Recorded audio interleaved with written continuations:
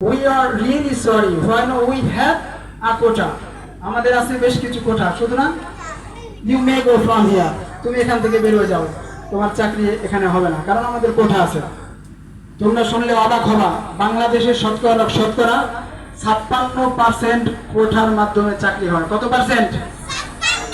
56% কোটার মাধ্যমে চাকরি হওয়ার দরুন দেখা যায় যে মদখোর, জুয়াখোর এবং অকৃতকার্য স্টুডেন্ট যারা, তারা হচ্ছে সরকারি চাকরি পেয়ে যায়। কিন্তু পক্ষান্তরে আমাদের ছোট ছোট ভাই বোনরা যারা রিয়েলি পড়াশোনা করে, যারা বাস্তবিক পক্ষে রাত দিন পড়াশোনা করে যারা একটা স্থানে যেতে চায়, তারা ওই স্থানটাতে আর যেতে পারে না। এই জন্য আমাদের বাংলাদেশের ছাত্র এবং ছাত্রী সমাজ এটা কোটার বিপক্ষে আন্দোলনে মাঠে নেমেছে। আমাদেরও ঠিক তেমনি ভাবে মাঠে নামা উচিত কি উচিত না, তোমরা বলো? আমরা বলতে চাই